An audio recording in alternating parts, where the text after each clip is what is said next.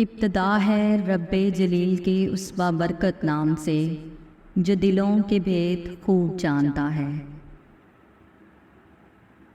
اے فاطمہ اپنے سر پہ دوپٹہ اوڑھ لیں۔ حضور پاک صلی اللہ علیہ وآلہ وسلم کی خاندان کی عورتوں کی اتنی عزت اور حرمت ہے کہ حضرت اسرائیل علیہ السلام بھی جب روح قبض کرنے کے لیے نبی پاک کے گھر آنے کا سوچتے ہیں تو پہلے اجازت لینے کے لیے کھڑے ہو جاتے ہیں۔ خدا کا یہ حکم ہے کہ بنا اجازت کے اندر مت جانا، اور آج سانحہ کربلا میں رسول پاک صلی اللہ علیہ وآلہ وسلم کی عورتوں کے ساتھ انتہائی نازیبا قسم کا رویہ اختیار کیا جا رہا ہے۔ خاندان رسول پاک صلی اللہ علیہ وآلہ وسلم کی عورتوں کو بے پردہ گھسیٹا جا رہا ہے، ان پر ظلم و بربریت کے پہاڑ توڑے جا رہے ہیں۔ آج تاریخ انسانی میں مورخ ظلم و بربریت کی انتہا لکھ رہا ہے۔ انتہا کا دلخراش منظر، اتنا اذیت ناک کہ دیکھنے، سننے اور لکھنے والوں کے دل پھٹ جائیں۔ اتنا ظلم جو دنیا شروع ہونے سے لے کر قیامت آنے تک شاید ہی کسی پر کیا گیا ہو۔ یہ ظلم و جبر کی کسی بے جان چیز پر نہیں، بلکہ نواسہ رسول پر اور خاندان رسول صلی اللہ علیہ وآلہ وسلم پر ایک صحابی کے بیٹے یزید کی فوج کی طرف سے کیا جا رہا ہے۔ آج انسانی نسل خون کے آنسو رو رہی ہے۔ آج انسان، حیوان، چرند، پرند، فرشتے آنسوؤں میں ڈوبے ہوئے ہیں۔ آج بے جان چیزوں کو بھی غم حسین پہ رحم آ رہا ہے۔ حضرت امام حسین کا وہ چہرہ مبارک جس پہ حضرت محمد صلی اللہ علیہ وآلہ وسلم بوسے دیتے تھے، وہ سر کٹا ہوا نیزے پر ہے، اور نبی پاک صلی اللہ علیہ وآلہ وسلم کی عورتیں جن سے اللہ بھی حیا کرتا ہے، وہ یزیدی لشکر میں اپنی چادر ڈھونڈ رہی ہیں۔ حضرت امام حسین رضی اللہ عنہ کا کٹا ہوا سر بھی کلمہ حق ادا کر رہا ہے، اور یزیدی فوج یہ دیکھ کر حضرت امام حسین کی زبان سے کلمہ طیبہ بلند ہو رہا ہے۔ وہ اس تیش سے حضرت امام حسین کے چہرے پر چھڑیاں مار رہے ہیں اور انتہا کی بے حرمتی کر رہے ہیں۔ 10ویں محرم کے ایک دن بعد عمر بن سعد اپنے ان ساتھیوں کو قبر میں اتار دیتا ہے جو اہل بیت کے ہاتھوں قتل ہوئے تھے، اور 72 اصحاب اور سید زادوں کی لاشوں کو بے گور و کفن تپتے صحرا میں چھوڑ دیتا ہے۔ زیدی فوج بڑھ چڑھ کر ایک دوسرے سے کوئی ایسی چیز کے لیے لڑ رہی ہے، معلوم تو یہ ہوتا ہے کہ شاید بہت قیمتی ہیرے جواہرات یا کوئی اور مال و اسباب ہو، لیکن بعد میں پتہ چلتا ہے کہ یزیدی فوج 72 سید زادوں کے سروں کے لیے لڑ رہی ہے۔ ایک سے بڑھ کر ایک سپاہی اس کوشش میں ہے کہ وہ ان سید زادوں کا سر کاٹ کر اپنے نیزے پر بلند کرے۔ سید زادیوں کے ساتھ انتہا کی بے حرمتی کی جا رہی ہے، اور شمر کی قیادت میں یہ قافلہ کوفہ کی طرف گامزن ہے۔ ادھر کوفہ کا گورنر عبید اللہ ابن زیاد رسول اللہ صلی اللہ علیہ وآلہ وسلم کی شہزادیوں اور سید زادیوں کے سروں کو دیکھنے کے لیے بے تاب و بے چین بیٹھا ہے، اور کوفہ کی گلیوں کو دلہن کی طرح سجایا جا رہا ہے، جیسے کوئی پہلے دن کی دلہن اپنے کمرے میں آنے سے پہلے بناؤ سنگھار کرتی ہے۔ اس طرح کوفہ کی گلیوں کو سجایا جا رہا ہے، اور اسیران کربلا کا انتظار کیا جا رہا ہے۔ یہاں پر رسول اللہ صلی اللہ علیہ وآلہ وسلم کی شہزادیوں کو بے پردہ ایک قطار میں لایا جا رہا ہے۔ ان کے ساتھ اتنا برا سلوک اس لیے کیا جا رہا ہے کہ ان کا خیال رکھنے کے لیے اور ان کی عزتوں کی حفاظت کرنے کے لیے جو سر تھے وہ نیزے پر سجے ہیں۔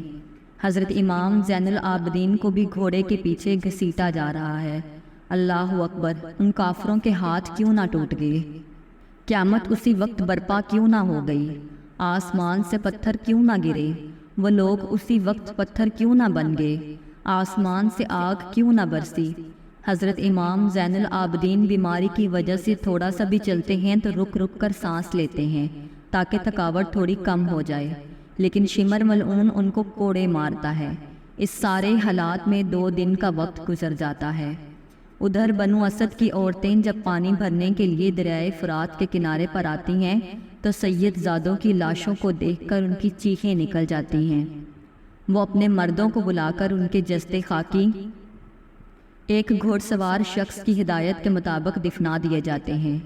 دوسری طرف رسول اللہ صلی اللہ علیہ وآلہ وسلم کا خاندان قیدی بنا ہوا رستے میں سے جا رہا ہے، اور یزید کی ساری فوج طاقت کے نشے میں چور اور شراب کے نشے میں مست ہے۔ جس کی وجہ سے ایک سپاہی حنان بن زید نواسۂ رسول اللہ صلی اللہ علیہ وآلہ وسلم حضرت رباب کی طرف بدمزگی سے آگے بڑھتا ہے، اپنے ذہن میں غلیظ تصورات سوچتا ہوا۔ وہ جب حضرت رباب کی طرف بڑھتا ہے تو حضرت زینب علیہ السلام نے ایک سپاہی کی تلوار نکالی اور اسی وقت حنان بن زید کو واصلِ جہنم کر دیا۔ یہاں پر بھی حضرت زینب علیہ السلام نے اہل بیت کی عظمت کا چیخ کر لوگوں کو بتایا۔ کھولی کے ہاتھ امام عالی مقام حضرت امام حسین کا سر اقدس ابن زیاد کے دربار بھیجا۔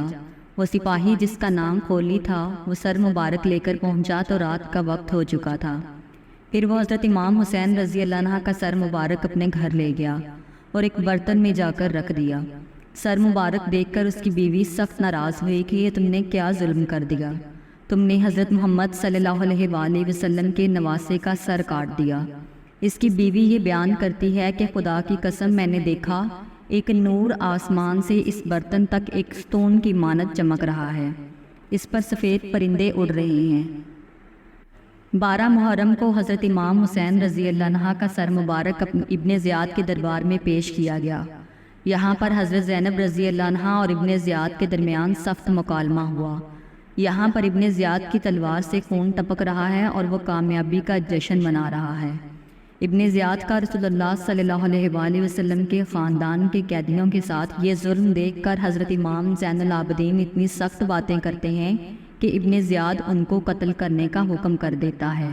ابن زیاد آپ صلی اللہ علیہ وآلہ وسلم کے خاندان اور حضرت امام حسین کے سر مبارک کے ساتھ بے حرمتی کرنے کے بعد شمر اور طارق کی قیادت میں اسیران کربلا کو حضرت امام حسین کے سر مبارک اور باقی سید زادوں کے سروں کو یزید کے دربار کی طرف روانہ کر دیتا ہے۔ بیچ راستے میں یزید کے فوجی خاندان رسول اللہ صلی اللہ علیہ وآلہ وسلم کے ساتھ اس طرح برتاؤ کر رہے ہیں جیسے قیدیوں کے ساتھ کیا جاتا ہے۔ ان شہروں کے لوگوں پر خدا کی لعنت جو چپ چاپ تماشائی بنے رہے۔ وہ قافلہ شہر سے گزر رہا تھا اور وہ لوگ صرف تماشائی بن کر رسول اللہ صلی اللہ علیہ وآلہ وسلم کے خاندان کی بے حرمتی دیکھ رہے تھے۔ امام زین العابدین سے منسوب روایت میں ابن زیاد کا قیدیوں سے برتاؤ منقول ہوا ہے۔ حضرت امام زین العابدین کو ایک بیمار اونٹ پر بٹھایا گیا تھا اور ان کی عورتوں کو قیدی بنا کر ان کے پیچھے ایک قطار میں چلایا جا رہا تھا، اور ان کی عورتوں کے ارد گرد یزیدی فوج اپنے ہاتھوں میں سید زادوں کے سر اٹھائے چل رہے تھے۔ اس ساری کیفیت میں حضرت امام حسین رضی اللہ عنہ کی آنکھوں سے آنسوؤں کی لڑی جاری ہوتی ہے اور وہ بدبخت آپ رضی اللہ عنہ کے سر پر چھڑیاں مارتے ہیں۔ یزیدی فوجی طاقت کے نشے میں چور اور شراب کے نشے میں مست حالت میں ملک شام میں داخل ہو جاتی ہے۔ یہاں پر شام کے ایک شہر حلب کے ایک گرجا گھر کے قریب یزیدی فوج کا لشکر رکا۔ اس گرجا گھر سے ایک راہب باہر آیا۔ اس نے دیکھا کہ یزیدی فوج کے پاس ایک سر ہے جس پر سے تازہ خون ٹپک رہا ہے۔ راہب نے دریافت کیا تم کون لوگ ہو اور یہ سر کس کا ہے؟ زیدی فوج نے کہا کہ یہ یزید کی فوج ہے اور یہ سر حضرت امام حسین کا ہے۔ راہب کہنے لگا بدبختو سیدھی طرح کیوں نہیں بتاتے کہ یہ نبی صلی اللہ علیہ وآلہ وسلم کے نواسے کا سر ہے۔ وہ راہب بھی آپ کی قدر و منزلت جانتا تھا۔ اس نے یزید کی فوج کے سردار شمر اور طارق کو بیش بہا قیمتی تحائف اور بہت سے سونے کے سکے دے کر کہا کہ یہ سر آج کی رات کے لیے مجھے دے دو۔ وہ راہب ساری رات حضرت امام حسین کا سر اپنے سامنے رکھ کر آپ کا دیدار کرتا رہا اور حضرت امام حسین کے سر کی کرامات دیکھتا رہا اور صبح کلمہ پڑھ کر مسلمان ہو گیا۔ قافلہ ظلم و بربریت سہتا ہوا شام کی حدود میں شامل ہوا۔ یزید کے حکم کے مطابق شہر کو ایسے سجایا گیا تھا جس طرح نئی نویلی دلہن ہوتی ہے۔ یزید اتنا خوش تھا جیسے اس نے دنیا فتح کر لی ہو۔ کربلا کے قیدیوں کے ساتھ بہت برا سلوک کیا گیا اور ان کو جامعہ مسجد کے صحن میں قیدیوں کی طرح بٹھا دیا گیا۔ یزید نے حکم دیا کہ میرے محل کو سجا دو اور شام کے تمام بزرگوں کو دعوت دی کہ وہ محل میں آئیں۔ یزید نے تکبرانہ انداز میں یہ حکم دیا کہ تمام قیدیوں کو میرے سامنے لایا جائے، اور پھر امام حسین کے سر مبارک کو ایک تشت میں پیش کیا گیا اور کھانے کی میز پر یزید کے سامنے رکھ دیا گیا۔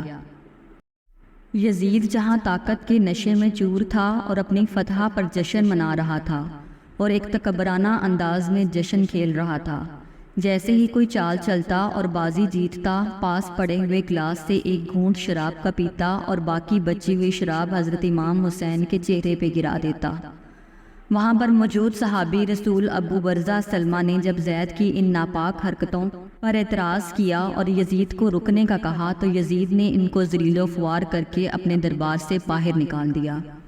یہاں پر حضرت امام زین العابدین نے یزید کے ظلم اور اہل بیت کی حرمت اور پاکیزگی کا چیخ چیخ کر اظہار کیا اور لوگوں کے ضمیروں کو جھنجھوڑنے کی کوشش کی، لیکن یہ بے ضمیر لوگ دنیاوی فائدے کے لیے اپنے آپ کو بیچ چکے تھے، اور امام زین العابدین کی خطبات کا کوئی خاطر خواہ فائدہ ان کو نہ ہوا۔ وہ لوگ اس لیے خاموش تھے کہ ان کی مائیں اور ان کی بہنیں اور بیٹیاں ان کے گھروں میں محفوظ تھیں۔ آج صرف حضور صلی اللہ علیہ وآلہ وسلم کے نواسے کی بیویوں، بیٹیوں اور بہنوں کی بے حرمتی ہو رہی تھی، اور وہ یزید کے دربار میں قیدی بن کر کھڑی تھی۔ اللہ اکبر! پر وہ وقت کتنا اذیت ناک ہوگا، وہ وقت کتنا دل خراش ہوگا، وہاں پر موجود لوگوں کے دل پھٹ کیوں نہیں گئے؟ خدا نے اپنا عذاب اسی وقت نازل کیوں نہ کر دیا؟ قیامت برپا کیوں نہ ہو گئی؟ واقعہ کربلا انسانی تاریخ کا سب سے دردناک اور دل خراش واقعہ ہے۔ اللہ تعالیٰ سے گزارش ہے کہ اللہ تعالیٰ ہم سب پر اپنا رحم و کرم نازل فرمائے اور ہمیں ایمان کے مطابق زندگی گزارنے کی ہمت اور توفیق دے، اور ایمان کے ساتھ زندگی اور موت نصیب فرمائے، اور دنیا اور آخرت میں رسول اللہ صلی اللہ علیہ وآلہ وسلم کا ساتھ نصیب فرمائے، اور ان کی تعلیمات پر اور ان کے نقش قدم پر چلنے کی توفیق عطا فرمائے۔ اللہ پاک آپ کا اور میرا حامی و ناصر ہو، آمین یا رب العالمین۔